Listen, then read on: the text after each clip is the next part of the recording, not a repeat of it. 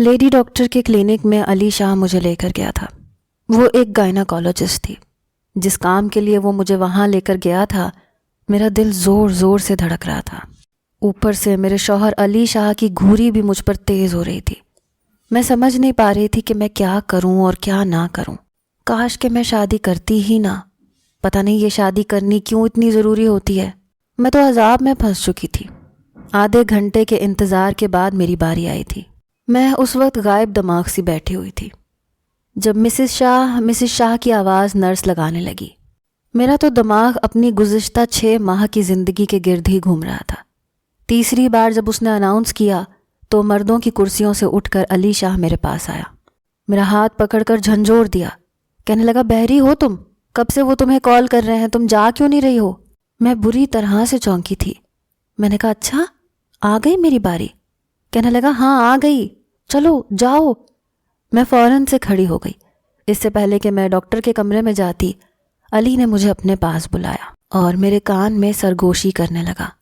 دیکھو، ساری بات لیڈی ڈاکٹر کو بتانا، کچھ بھی چھپانے کی ضرورت نہیں ہے، اور اس مسئلے کا جلد از جلد حل نکالنا، سمجھی نا؟ بڑا سخت لہجہ تھا اس کا۔ میں نے بہت مشکل سے ہی اپنا تھوک نگلا تھا۔ خود کو اندر جانے کے لیے تیار کیا۔ جیسے ہی ڈاکٹر کے کمرے کے پاس پہنچی، نرس مجھے بری طرح سے گھور رہی تھی۔ کہنے لگی، کتنی آوازیں دی میں نے آپ کو، سنائی نہیں دیتا کیا؟ جلدی جائیں، ڈاکٹر کے پاس اتنا ٹائم نہیں ہوتا کہ وہ مریضوں کا انتظار کر سکیں۔ میں جلدی سے کمرے میں گئی۔ سامنے ایک ادھیڑ عمر لیڈی ڈاکٹر گلے میں اسٹیتھوسکوپ لگائے بیٹھی تھی۔ میں اس کے سامنے کرسی پر جا کر بیٹھ گئی۔ کہنے لگی، جی بی بی، کیا نام ہے آپ کا؟ میں نے کہا، لائبہ شاہ۔ کہنے لگی، جی کہیے، کیا مسئلہ ہے؟ میں نے کہا، وہ ایکچولی میری ابھی شادی ہوئی ہے۔ کہنے لگی، تو پھر؟ میں نے کہا، ایکچولی مجھے ڈر لگتا ہے۔ میں سمجھ نہیں پا رہی تھی کہ لفظوں کو ترتیب کیسے دینا ہے، اپنی بات سمجھاؤں کیسے، اور کہوں تو کہوں کیا۔ اب میں بار بار اپنا گلا صاف کرنے لگی۔ مجھے لگا جیسے میرے گلے میں بہت ساری گرہیں پڑ گئی ہوں۔ بات میری زبان پر ہی نہیں آ رہی تھی۔ دماغ میں ترتیب دیے ہوئے سارے لفظ گڈ مڈ ہو چکے تھے۔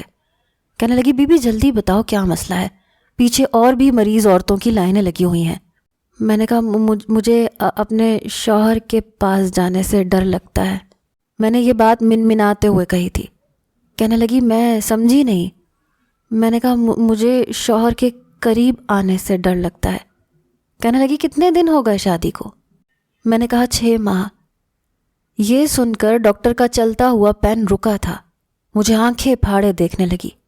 کہنے لگی، ہوتا کیا ہے تمہارے ساتھ؟ کیا تکلیف ہوتی ہے؟ پہلے میں نے نفی میں سر ہلایا، پھر میں نے اس بات میں سر ہلایا۔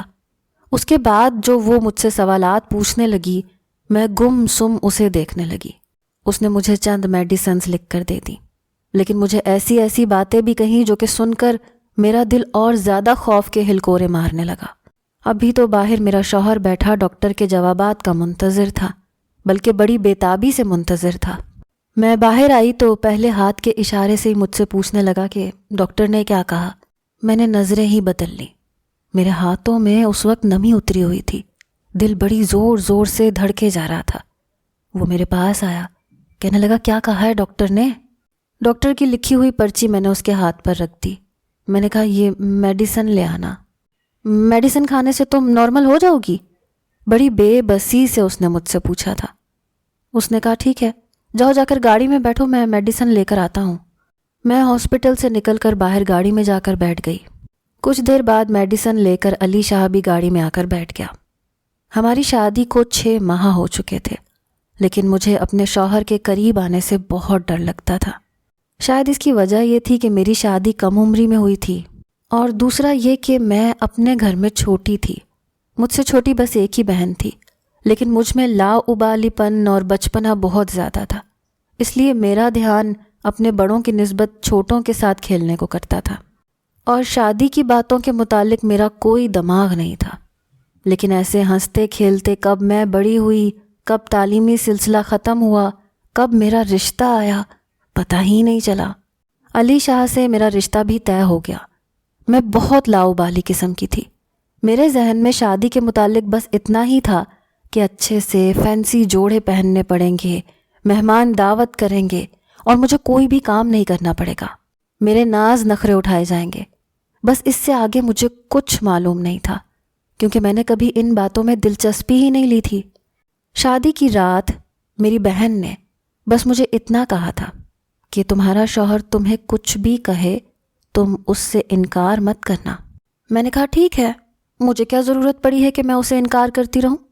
رخصتی سے پہلے اپنے بھتیجے کے سر پر 2 تھپڑ لگا کر میں نے اس کی جیب میں سے ساری ٹافیاں اور چاکلیٹس نکال کے اپنے پرس میں رکھ لی تھی. میں نے کہا تمہیں پیسے اس لیے نہیں دیے تھے کہ ساری چیزیں تم اپنی جیب میں ٹھونس کر بھاگ جاؤ. یہ مت سمجھنا کہ میری شادی ہو گئی ہے تو شادی کی رات میں تمہیں کچھ کہہ نہیں سکتی. ہال میں جانے سے پہلے میں نے اس کی اچھی خبر لی تھی. اپنے بھتیجے کی ساری ٹافیاں چاکلیٹس میں نے اپنے چھوٹے سے فینسی پرس میں ڈال لی تھی، جو مجھے بھابھی نے اس لیے پکڑایا تھا کہ اگر کوئی سلامی میں پیسے دے تو رکھ لینا. بہرحال ہال میں بیٹھ کر میں نے شرمانے کی زحمت نہیں کی تھی، بلکہ دیدے پھاڑے پھاڑے میں سب عورتوں کے فیشن دیکھ رہی تھی. 2-4 بار میری ماں نے مجھے گھرکا بھی تھا. کہنے لگی دلہن ہو، نظریں جھکا کے بیٹھی رہو. میں نے کہا ماں اپنی شادی تو مجھے انجوائے کرنے دیں. بہرحال بارات آئی، نکاح ہوا اور پھر رخصتی بھی ہو گئی. جب میں رخصت ہو کر اپنے سسرال پہنچی تو میری نند نے ہی مجھے علی شاہ کے کمرے میں بٹھا دیا. کچھ دیر بعد میرے کمرے میں وہ داخل ہوا. میں نے اتنی دیر میں پرس میں سے ٹافی نکالی، منہ میں ڈالی تو مجھے لگا کہ ابھی اسے آنے میں وقت لگے گا، کیونکہ اکثر شادیوں میں دوست یار دلہے کو باہر روک کر بیٹھ جاتے ہیں. میں نے سوچا جب تک وہ نہیں آتا میں ٹافیاں کھا لیتی ہوں.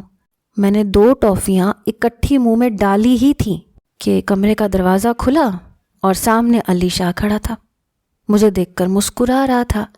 اب ایسی سچویشن میں میں تھوک بھی نہیں سکتی تھی، نہ ہی فٹافٹ منہ چلا کر کھا سکتی تھی. سوچ رہی تھی کہ ان ٹافیوں کو ثابت اندر نگل جاؤں یا باہر اگل دوں. اسے دیکھ کر میں بہت پریشان ہوئی. اس نے کمرے کا دروازہ بند کیا. کافی سنجیدہ قسم کا انسان لگ رہا تھا. اپنی شیروانی اتاری، الماری کا پٹ کھول کر ہینگر نکال کر اپنی شیروانی بڑے سلیقے اور طریقے سے ہینگر پر لٹکا کر الماری کے اندر رکھ دی. پھر ایک گہری سانس لی، اپنی قمیض کے اوپر کے 2 بٹن کھولے. کہنے لگا ایک تو گرمی میں شادی کرنا بھی عذاب ہے. اس کے بعد وہ میرے پاس بیٹھ گیا. میں نے اپنے دونوں گالوں میں ٹافیاں پھنسا رکھی تھیں، اس لیے کچھ عجیب سا ہو گیا تھا. اس نے پہلے تو ایک سرسری سی نظر مجھ پر ڈالی، لیکن پھر بڑے غور سے مجھے دیکھنے لگا. میرے دونوں گال کچھ پھولے پھولے سے تھے. کہنے لگا تمہارے منہ کو کیا ہوا ہے؟ میں نے نفی میں سر ہلایا. منہ میں ٹافیاں بھری ہوئی تھیں، اس لیے بول تو نہیں سکتی تھی. کہنے لگا تمہارے منہ میں کچھ ہے؟ میں نے کہا ہاں ٹافیاں. یہ سن کر اس نے حیرت سے گلا پھاڑ کر بولا واٹ، تم ٹافی کھا رہی ہو؟ میں نے اس بات میں سر ہلایا. پھر اپنا پرس کھول کر اسے ٹافیاں اور چاکلیٹس دکھانے لگی. اس نے بڑے تعصب سے دیکھا. کہنے لگا نہیں، تم ہی کھاؤ تو بہتر ہے، اور ذرا جلدی کھاؤ. سارے موڈ کا بیڑا غرق کر کے رکھ دیا. اپنی شادی پر بھی کیا کوئی ٹافیاں کھاتا ہے؟ میں نے جلدی جلدی منہ چلا کر ٹافیاں ختم کی. اس نے میرا پرس پکڑا، اسے بند کیا اور سامنے ٹیبل پر رکھ دیا. پھر ایک گہری سانس لے کر میرے سامنے بیٹھ گیا. اپنی جیب سے ایک ڈبیا نکالی، اس کے اندر سے ایک سونے کا بڑا خوبصورت کنگن نکالا اور میری طرف اپنا ہاتھ بڑھا دیا. میں نے اپنا ہاتھ اس کے ہاتھ میں رکھ دیا. بڑے پیار سے اس نے مجھے رونمائی کا وہ کنگن پہنایا تھا. کہنے لگا اسے ہمیشہ اپنے ہاتھ میں رکھنا. میں نے کہا ٹھیک ہے. میں بڑی اشتیاق بھری نظروں سے اس کنگن کو دیکھ رہی تھی جب علی نے میری تعریف شروع کی. یہاں تک تو سب کچھ ٹھیک تھا، لیکن جب اس نے میرے قریب ہو کر میرے ماتھے پر لگا جھومر اتارتے ہوئے ایک گستاخی کی تو میری جان نکلی تھی. میں فوراً سے پیچھے ہٹی اور اسے بھی پیچھے دھکا دیا. وہ حیران ہو کر مجھے دیکھنے لگا. کہنے لگا یہ کیا بدتمیزی ہے لائبہ؟ میں نے کہا تمہیں شرم نہیں آتی میرے ساتھ یہ سب کرتے ہوئے؟ میری بات سن کر وہ حیران ہوا. کہنے لگا بیوی کے ساتھ تو سب کچھ جائز ہوتا ہے، تمہارے ساتھ بھی شرم کروں گا تو پھر یہ سب کس کے ساتھ کروں گا؟ میں جو شادی کے اس رشتے سے بہت کم ہی واقف تھی، فوراً سے بیڈ سے اٹھ کر کھڑی ہو گئی. میں بے حد نروس تھی. مجھے یوں کھڑا ہوتے دیکھ کر وہ میرے مقابل کھڑا ہو گیا. کہنے لگا تم کہاں جا رہی ہو؟ میں نے کہا میں تمہارے ساتھ اس کمرے میں نہیں سوؤں گی. یہ سن کر وہ کہنے لگا پاگل ہو گئی ہو؟ میں نے کہا نہیں، میں یہ سوچ بھی نہیں سکتی، تم بہت بے شرم ہو۔ میری بات سن کر وہ پہلے تو اپنا سر پکڑ کر مجھے دیکھنے لگا، پھر میرا ہاتھ پکڑا، مجھے بیڈ پر بٹھا دیا۔ کہنے لگا تمہیں کیا کسی نے کچھ سمجھا کر نہیں بھیجا؟ میں نے کہا کیا سمجھانا تھا مجھے؟ میرا دل زور زور سے دھڑک رہا تھا۔ کہنے لگا تمہاری کسی بہن نے، بھابھی نے تم سے کچھ کہا نہیں کہ شادی کیا ہوتی ہے؟ میں نے کہا ہاں، آپا نے کہا تھا کہ شوہر کو کسی بات پر روکنا نہیں۔ مجھے کیا پتا تھا تم اتنے بے شرم ہو گئے؟ دیکھو خبردار جو تم نے میرے ساتھ دوبارہ ایسی کوئی حرکت کی تو۔ اس نے گہری سانس لی، کہنے لگا ادھر بیٹھو میرے پاس۔ جیسے ہی وہ میرے کچھ قریب ہوا میں فوراً سے پیچھے ہٹ گئی۔ میں نے کہا فاصلہ رکھ کے بیٹھو تو بات سنوں گی، ورنہ کمرے سے باہر جا کے بتا دوں گی سب کو کہ تم نے میرے ساتھ کیا کیا ہے۔ یہ سن کر تو اس کی ہوائیاں اڑی تھیں۔ کہنے لگا اچھا نہیں آتا تمہارے پاس، لیکن دیکھو میری بات سنو۔ پھر کہنے لگا نکاح کرنے کا مقصد یہی ہوتا ہے کہ بیوی اپنے شوہر کو اس کے کسی عمل سے روک نہیں سکتی۔ میں نے کہا شوہر چاہے جو مرضی بے شرمی کرتا رہے۔ نہیں بھائی، میں تو تمہیں ضرور روکوں گی، مجھے بہت ڈر لگ رہا ہے۔ کہنے لگا ٹھیک ہے، میں تمہیں آج رات کچھ نہیں کہتا، لیکن پلیز کل اپنی آپا سے پوچھ لینا کہ شادی کیا ہوتی ہے۔ اب روز روز میں صبر کا امتحان تو نہیں دوں گا۔ میں تو اس کی بات ہی سمجھ نہیں پائی۔ بہرحال میں نے اپنی جیولری خود اتاری، اپنا لباس تبدیل کیا۔ جب سونے کے لیے آئی تو وہ بیڈ پہ لیٹا ہوا تھا۔ میں نے کہا ذرا دور ہٹو، کیا پورے بیڈ پر تم پھیل کے لیٹو گے تو میں کہاں سوؤں گی؟ میری بات سن کر وہ مجھے پھر سے حیران نظروں سے دیکھ رہا تھا۔ کہنے لگا تم بیڈ پر ہی سوگی۔ میں نے کہا اور میں نے کہاں سونا ہے؟ بڑی خوشی سے اس نے مجھے جگہ دی تھی، بلکہ میرا تکیہ بھی اس نے اپنے تکیے کے ساتھ بالکل لگا کے رکھا تھا، لیکن میں نے اسے گھور کر دیکھا، پھر اٹھ کر صوفے کے پاس آ گئی۔ صوفے پر چھوٹی چھوٹی گدیاں رکھی ہوئی تھیں۔ میں نے وہ ساری گدیاں اٹھائیں اور بیڈ کے بیچ میں رکھ دی تاکہ وہ میرے قریب نہ آ سکے، اور پھر اپنا تکیہ سائڈ پہ کر کے لیٹ گئی۔ اس نے ایک گہری نظر مجھ پر ڈالی تھی، پھر اپنی طرف کا لیمپ بند کر دیا۔ صبح اسی نے مجھے جگایا تھا۔ کہنے لگا بیگم صاحبہ صبح ہو گئی ہے، اٹھو اٹھو، جا کر نہا کر فینسی جوڑا پہن لو، یہ نہ ہو کہ دروازہ کھول کر میری بھابھی اور بہنیں اور گھر کے تمام لوگ کمرے کے اندر داخل ہو جائیں۔ اس نے کہا میری بات سنو، اگر میری بھابیاں یا میری بہنیں تم سے کچھ بھی پوچھیں تو ضرورت نہیں ہے تمہیں کچھ بھی سچ بتانے کی، کہنا سب کچھ ٹھیک ہے۔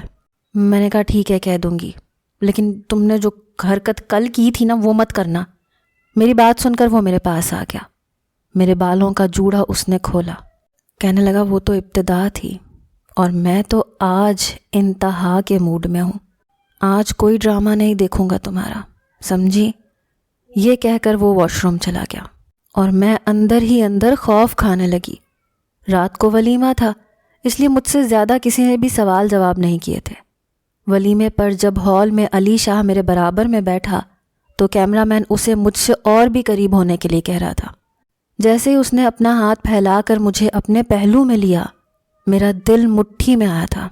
پھر میرے کان کے پاس آ کر کہنے لگا رات کو بھابھی تمہارے کمرے میں آئیں گی تمہیں کچھ عقل دینے کے لیے، اس لیے ان کی باتیں اچھی طرح ذہن نشین کر لینا۔ پتہ نہیں کیوں اس کی بیتاب نظریں، بے باک انداز دیکھ کر مجھے خطرے کی گھنٹیاں سنائی دے رہی تھیں۔ ولیمے کی رات جب میں کمرے میں بیٹھی تو کچھ ہی دیر کے بعد علی شاہ کی بھابھی کمرے میں آئیں، میرے پاس آ کر بیٹھ گئیں۔ میں بے حد نروس تھی۔ کہنے لگی لائبہ کیا بات ہے، تم نے کل رات علی کو ٹھیک سے ڈیل نہیں کیا؟ میں نے کہا میں نے اسے کچھ نہیں کہا۔ وہ کہنے لگیں تو پھر وہ مجھ سے یہ کیوں کہہ رہا تھا کہ اپنی دیورانی کو کچھ عقل دیں، اسے کچھ بھی پتہ نہیں ہے؟ میں نے کہا جھوٹ بول رہا ہوگا آپ سے۔ وہ کہنے لگیں یہ تو بہت بری بات ہے۔ میں نے کہا آپ سے مذاق کیا ہوگا، میں نہیں چاہتی تھی کہ وہ مجھے غلط سمجھے۔ اس کی بھابھی کہنے لگی کوئی پرابلم ہو تو مجھ سے ڈسکس کر لینا۔ میں نے کہا جی ٹھیک ہے۔ کچھ دیر وہ میرے پاس بیٹھ کر کمرے سے باہر نکل گئی۔ کچھ دیر بعد علی شاہ کمرے میں داخل ہوا، کمرہ بند کیا، اپنا آرام دہ لباس پہنا، خود پر پرفیوم اسپرے کیا، چہرے پر بڑی دل فریب مسکراہٹ سجا کر بیڈ پر میرے پاس بیٹھ گیا۔ کہنے لگا بھابھی کی باتیں کچھ سمجھ آئیں تمہیں؟ میں نے اس بات میں سر ہلا دیا. کہنے لگا گڈ. میں خود کو اندر ہی اندر بہت سمجھانے کی کوشش کر رہی تھی کہ آج اسے کسی بات پر روکوں گی نہیں. آخر جس کی بھی شادی ہو یہ سب اس کے ساتھ ہوتا ہی ہوگا. بہت سمجھا رہی تھی خود کو، لیکن دل تھا کہ کسی بے لگام گھوڑے کی مانند دوڑ رہا تھا. ہاتھوں میں تری اترنے لگی، گھبراہٹ سی ہونے لگی. وہ جیسے ہی میرے قریب آیا میں نے پھر سے اسے خود سے پیچھے کر دیا. وہ اس بار مجھے غصے سے دیکھنے لگا. اس سے پہلے کہ کچھ کہتا میں نے رونا شروع کر دیا. مجھے یوں روتا دیکھ کر اس نے اپنا سر پکڑا تھا. کہنے لگا یار لائبہ خدا کے لیے پہلے یہ رونا بند کرو. میں نے کہا پہلے تم وعدہ کرو کہ مجھے کچھ نہیں کہو گے اور نہ میرے پاس آؤ گے. وہ کہنے لگا اس بات سے کیا مطلب ہے تمہارا؟ کیوں نہیں آؤں گا پاس؟ شادی کس لیے کی ہے میں نے تم سے؟ پھر مجھے کچھ دیر غصے سے دیکھتا رہا. میں روئے جا رہی تھی. کہنے لگا اچھا بتاؤ کس بات کی ٹینشن ہے تمہیں؟ میں نے کہا مجھے پتہ نہیں کیوں ڈر لگ رہا ہے. وہ کہنے لگا کچھ نہیں ہے اور تم یوں اب ڈرنا بند کرو، رونا بند کرو. سارا میک اپ رونے سے خراب ہو چکا ہے. بڑی مشکل سے میں چپ ہوئی.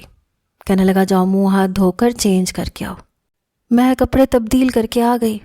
اس نے مجھے اپنے پاس بٹھایا. پھر اس نے بڑے پیار سے مجھے سمجھانا شروع کیا. کہنے لگا نکاح کے ایجاب و قبول کا مقصد یہی ہوتا ہے کہ میاں بیوی ایک دوسرے کے لیے بالکل حلال اور جائز ہیں. پھر کہنے لگا لائٹ جلتی رہنے دوں یا بند کر دوں؟ میں نے کہا بند کر دو. اس نے لائٹ بند کی. میں نے کھل کر سانس لیا. چلو جی بات ختم ہوئی. میں سونے کے لیے بیڈ پر لیٹ گئی. کچھ ہی دیر بعد مجھے اپنا آپ کسی کے حصار میں محسوس ہونے لگا. میں اگلا سانس لینا بھول گئی لیکن چپ رہی. مگر جب اس شخص کی گستاخیاں بڑھنے لگیں تو میں نے چلانا شروع کر دیا. ایک دم سے اس نے میرے منہ پر ہاتھ رکھا تھا. کہنے لگا پاگل ہو کیا؟ آواز باہر جائے گی. کیوں سب کے سامنے میرا مذاق اڑوانا چاہتی ہو؟ لیکن میں نے اسے خود سے دور کیا اور رونے لگی. بہرحال نتیجہ یہ نکلا کہ غصے سے علی شاہ صوفے پہ جا کر لیٹ گیا. کچھ دن نہ تو اس نے مجھ سے بات کی نہ میرے پاس آیا. میں نے شکر کیا کہ اچھا ہوا بلا ٹلی. لیکن جیسے ہی شادی پر آنے والے مہمان اپنے گھروں کو سدھارے وہ بار بار مجھ سے اسی بات کا اصرار کرنے لگا. میں رونا دھونا مچا دیتی. وہ کبھی مجھ پر غصہ کرتا، کبھی ناراض ہو جاتا، کبھی مجھے سمجھانے لگتا. اب یہ بھی نہیں تھا کہ میں کوشش نہیں کرتی تھی. بہت کوشش کرتی تھی کہ میں یہ رشتہ نبھا سکوں، لیکن میرے اختیار میں نہیں تھا. جیسے ہی شام کے اندھیرے گہرے ہونے لگتے میرے دل کی رفتار بڑھنے لگتی کہ اب کچھ ہی دیر میں علی اپنے آفس سے واپس آ جائے گا. پھر سب مل کر کھانا کھائیں گے اور اس کے بعد کچھ ہی دیر تک سب اپنے کمروں میں چلے جائیں گے اور علی بھی کمرے میں آئے گا. یہ سوچ میرے اندر ہی اندر جان نکالتی رہتی تھی. اور آج تو وہ آفس جانے سے پہلے مجھے لاسٹ وارننگ دے کر گیا تھا. کہنے لگا لائبہ اگر آج تم بے ہوش بھی ہو گئیں تب بھی ہوش میں آنے کے بعد میں تم سے اپنا حق وصول ضرور کروں گا. میں بے حد پریشان تھی. میری جٹھانی کہنے لگی لائبہ تم ایسا کرو تم روٹی بنا لو.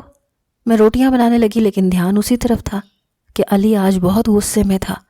میرے آنسو آج اس پر اثر نہیں کریں گے. میری جان نکلی جا رہی تھی. سب لوگ اپنے اپنے کاموں سے لوٹ آئے. علی ابھی بھی غصے میں تھا. کھانا بھی اس نے ٹھیک سے نہیں کھایا. جلدی سے کھایا اور کمرے میں بھی جلدی چلا گیا.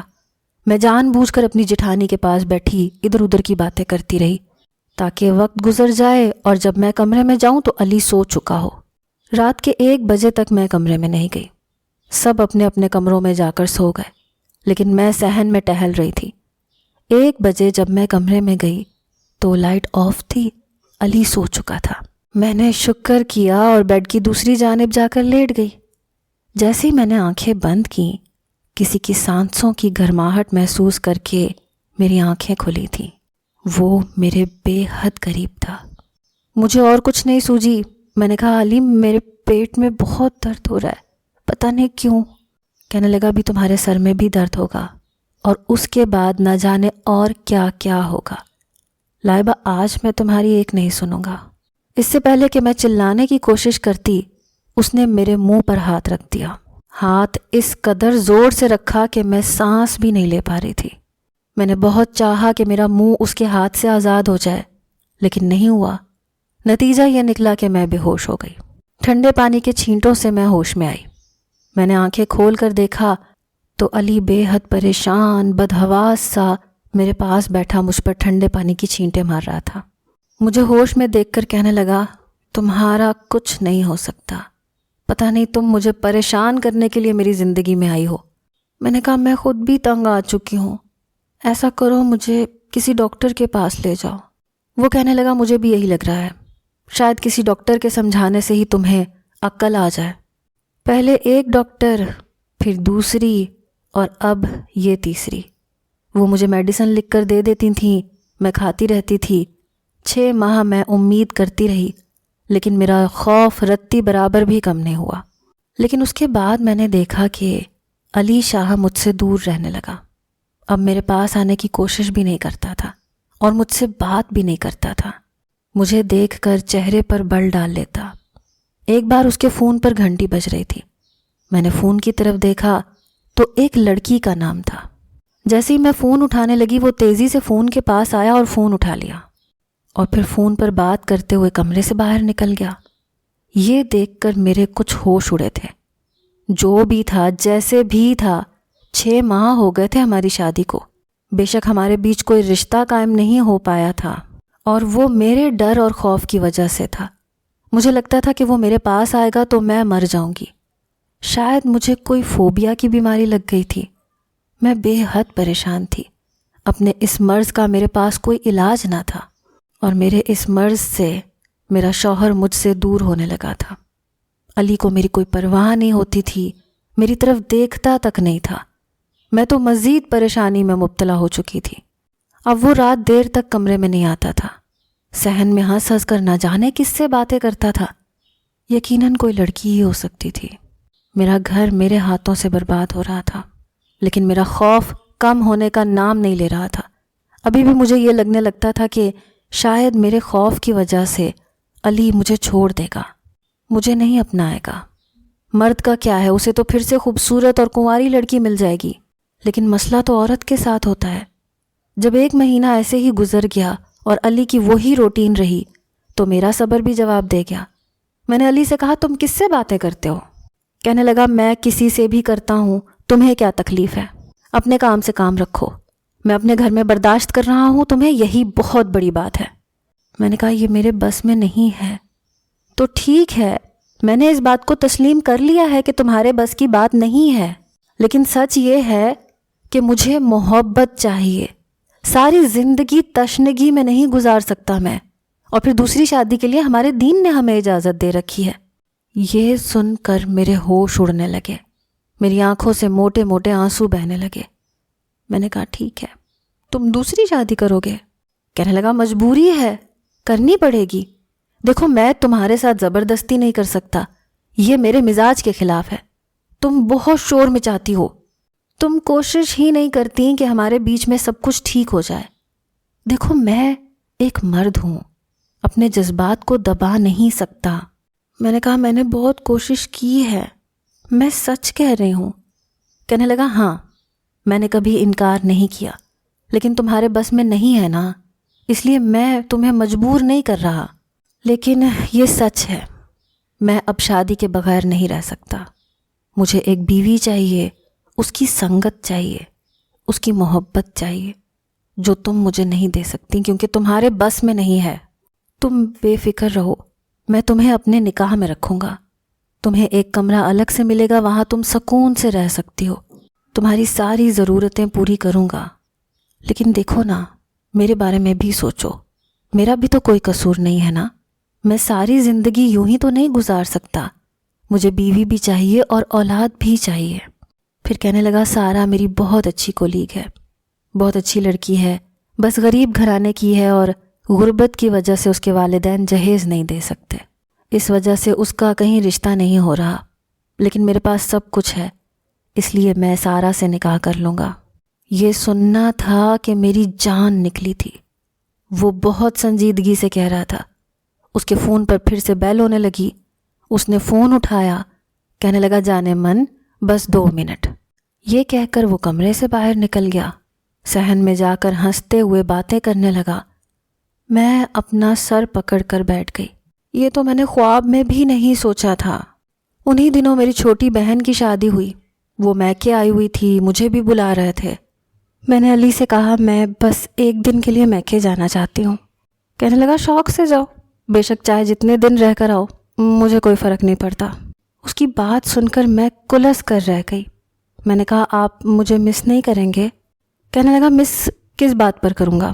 میں نے تو تمہاری قربت کو کبھی محسوس ہی نہیں کیا جو تمہارے دور جانے سے مجھے فرق پڑے۔ جب چاہے جاؤ، جب چاہے آؤ، بلکہ اچھا ہے تم جاؤ گی تو میں اپنے کمرے میں سکون سے سارا سے باتیں کر سکوں گا۔ اس کی باتیں میرا جی جلانے لگتی ہیں۔ یقین جانو رات کو وہ سونے نہیں دیتی، ایسی باتیں کرتی ہے مجھ سے۔ میں نے کہا ایسا بھی کیا کہتی ہے؟ میرے قریب آ کر کہنے لگا جو تم مجھ سے نہیں کہتی، جو تمہیں بدتمیزی لگتی ہے، بے شرمی لگتی ہے، وہی باتیں کرتی ہے وہ مجھ سے۔ میں نے کہا آپ کو شرم نہیں آتی ایک غیر عورت سے ایسی باتیں سنتے ہوئے؟ کہنے لگا جب بیوی نہیں کرے گی تو پھر دوسروں سے تو باتیں سننے پڑیں گی نا۔ کیا کروں اب؟ ویسے بھی میں بہت جلد اس سے نکاح کرنے والا ہوں، اس کے بغیر رہا نہیں جاتا مجھ سے۔ میں نے اپنی آنکھوں سے آنسو بہنے دیے، اپنا سامان باندھ کر میکے چلی آئی۔ میری چھوٹی بہن کے چہرے پر خوشیوں کے عجیب سے رنگ تھے۔ وہ اتنی خوش تھی کہ جس کی کوئی حد نہیں۔ اس کا چہرہ، اس کا ہر انداز اس کی خوشی کا منہ بولتا ثبوت تھا۔ وہ میرے پاس بیٹھ کر باتیں کرنے لگی۔ کہنے لگی آپ بھی فہد بہت اچھے ہیں، مجھ سے یہ باتیں کرتے ہیں، مجھے یہ کہتے ہیں، بہت محبت کرتے ہیں۔ پھر اپنی ہنی مون کی تصویریں دکھانے لگی جن میں وہ اپنے شوہر کے ساتھ تھی، باتیں کر رہی تھی، ایک ساتھ لگ کر کھڑی تھی۔ اس کے شوہر نے ہاتھ پھیلا کر اس کو اپنے پہلو سے لگا رکھا تھا۔ میں نے کہا تمہیں کبھی اپنے شوہر سے ڈر نہیں لگا؟ کبھی اس رشتے سے خوف نہیں آیا؟ کہنے لگی کیسا ڈر؟ کون سا خوف؟ یہ ایک فطری سا رشتہ ہے۔ ہاں شروع میں مشکلات پیش آتی ہیں، لیکن عورت کو کیوں صبر کا پیکر کہا جاتا ہے؟ اور مشکل کے بعد تو ویسے بھی آسانی ہے، بلکہ خوشیاں ہیں۔ آپ کو میں بتا نہیں سکتی میں کس قدر خوش ہوں۔ ابھی میں ایک دن کے لیے کیا آئی ہوں، فہد نے مجھے 10 فون کر دیے۔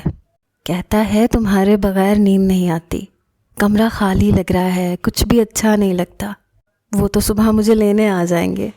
اس کی بات سن کر مجھے اپنا آپ بہت ہی چھوٹا سا لگنے لگا۔ میں نے خود سے علی کو فون کیا، لیکن فون انگیج تھا۔ اگلے روز میں خود ہی اپنے گھر چلی گئی۔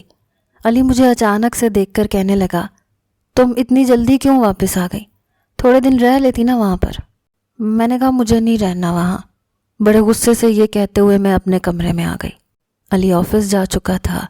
رات کو جب وہ آیا تو میں نے بہت خوبصورت سا لباس پہن رکھا تھا، تیار بھی ہوئی تھی، بال بھی کھلے چھوڑ رکھے تھے، ورنہ اس کو دیکھتے ہی میں خود کو سادہ سا بنا لیتی تھی۔ کبھی کبھی تو سر باندھ کے بیٹھ جاتی تھی تاکہ وہ میرے پاس ہی نہ آئے۔ لیکن بات دوسری عورت کی تھی، میں کسی بھی دوسری عورت کو برداشت نہیں کر سکتی تھی، اسی لیے سوچ چکی تھی کہ باقی کی ہر تکلیف سہ لوں گی۔ رات کو جب علی کمرے میں آیا تو مجھے دیکھ کر حیران ہوا۔ فون پر بات کرتا ہوا وہ اندر داخل ہوا تھا، لیکن مجھے دیکھ کر شاید وہ بات کرنا بھول گیا تھا۔ کہنے لگا میں کچھ دیر بعد کال کرتا ہوں۔ یہ کہہ کر اس نے فون بند کر دیا۔ مجھے کہنے لگا کیا بات ہے، تیار کیوں ہو، کہیں جا رہی ہو؟ میں اپنے دونوں بازو اس کے گلے میں مائل کر کے اس کے ساتھ لگ گئی۔ اس سے پہلے کہ میں اس سے کچھ کہتی، اس نے فوراً سے میرے ہاتھ اپنے گلے سے پیچھے کیے، خود بھی مجھ سے پیچھے ہٹ گیا۔ مجھے حیرت کا جھٹکا لگا تھا، وہ تو میری قربت کا متمنی رہتا تھا، پھر مجھے خود سے دور کیسے کر سکتا تھا؟ میں نے کہا کیا اب میں اتنی بری لگنے لگی ہوں کہ پیچھے جھٹک دیتے ہو؟ کہنے لگا یہ بات نہیں ہے، دیکھو نا یار، میں بھی انسان ہوں، فرشتہ تو نہیں ہوں نا۔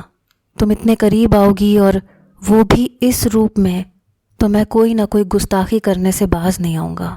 پھر تم کہو گی کہ میں بے شرم ہوں، بدتمیز ہوں۔ میں نے کہا میں کچھ نہیں کہوں گی، بس مجھے اپنا لو۔ اپنی آواز کی نمی کو میں بمشکل کنٹرول کر رہی تھی کیونکہ ہو نہیں رہی تھی۔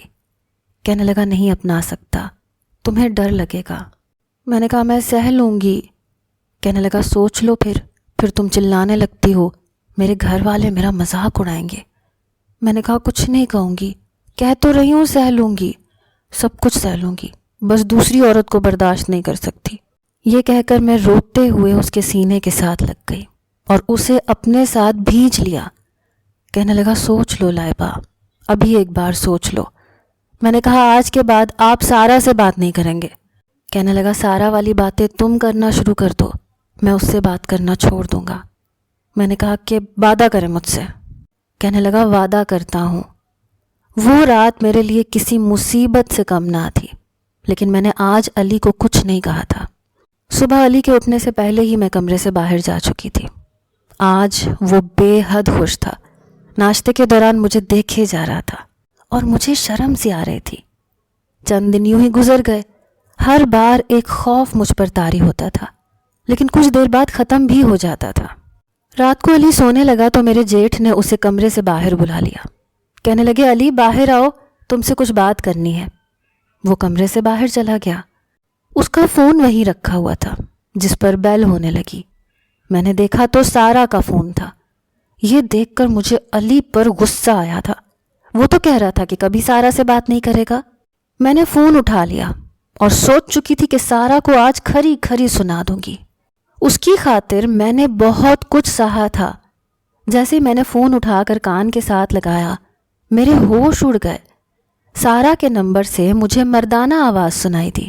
وہ شخص کہنے لگا میرے باپ کب تک اپنی بیوی کو پریشان کرنے کے لیے مجھ سے رومانس کرتا رہے گا؟ سارا سارا کہہ کہہ کے اب تو مجھے بھی اپنا آپ لڑکی لگنے لگا ہے۔ یہ سن کر میں ساری بات سمجھ چکی تھی۔ میں نے فون بند کیا اور جیسے ہی پیچھے پلٹ کر دیکھا تو علی مجھے ہی دیکھ کر مسکرا رہا تھا۔ میں نے غصے سے اسے دیکھا۔ وہ میرے پاس آ گیا۔ میں نے کہا آئی ہیٹ یو، آپ بہت برے ہیں، مجھ سے جھوٹ بول رہے تھے۔ وہ کہنے لگا تو پھر کیا کرتا، سچ مچ کی لڑکی سے دوستی کر لیتا۔ میں نے کہا آپ کے جھوٹ کی وجہ سے میں نے کتنی تکلیف اٹھائی ہے، آپ کو اندازہ بھی نہیں ہے۔ I hate you. وہ کہنے لگے تم نے بھی تو مجھ سے بہت سے جھوٹے بہانے بنائے ہیں، میں مر جاؤں گی، میرا دم گھٹ جائے گا، یہ ہو جائے گا، وہ ہو جائے گا۔ کیا ہوا لائبہ؟ زندہ سلامت کھڑی ہو میرے سامنے۔